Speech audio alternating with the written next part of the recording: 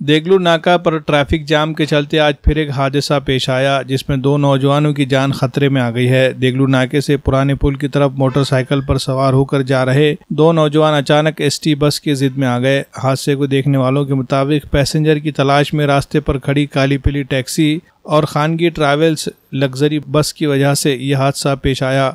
Motorcycle पर सवार नौजवान टैक्सी को ओवरटेक करके आगे बढ़ने की कोशिश कर रहे थे। इसी असना में पीछे से आ रही एसटी बस ने इन्हें धड़क दे दी। हादसे की वजह से नौजवान का पैर बुरी तरह जख्मी हो गया और इन्हें इलाज के लिए दवाखाने ले जाना पड़ा। जख्मी नौजवान का नाम मोहम्मद मेराज और मोहम्मद अंसार है, जो कि देगलू नाका SBI बैंक में कुछ काम करने के बाद अपने घर की तरफ जा रहे थे, तभी इस हादसे का शिकार हो गए। वाज़ेह है कि गुज़िश्ता रोज़ भी गैर मजाज खानगी ट्रैवल्स भोकर में हादसे का शिकार हो गई थी। महकमे RTO ट्रैफिक पुलिस को चाहिए कि वो हिंगोली गेट बाफना रास्तों पर खड़ी खानगी ट्रैवल्स और बड़े गाड़ियों पर कार्रवाई करे ताकि आइंदा ऐसे हादसा पेश ना आ सके। वाज़ेह है कि देगलू नाका इलाके में ट्रैफिक का मसला सबसे बड़ा संगीन मसला है। देगलू नाके के चौराहे पर ट्रैफिक सिग्नल तो मौजूद है, लेकिन राहगीरों की जानिब से इस पर कोई अमल आवरी नहीं होती। इसके अलावा हिंगोली गेट बाफना और बाफना द टायर बोर्ड इस रास्ते की दोनों जानिब बड़े छोटे गाड़ियों की पार्किंग के पॉइंट बने हुए हैं। रास्ते के दोनों जानिब गैर कानूनी तरीके से की गई पार्किंग से रास्ता तंग हो जाता है और रास्ते से गुजरने वालों को काफ़ी मुश्किलात उठानी पड़ती है।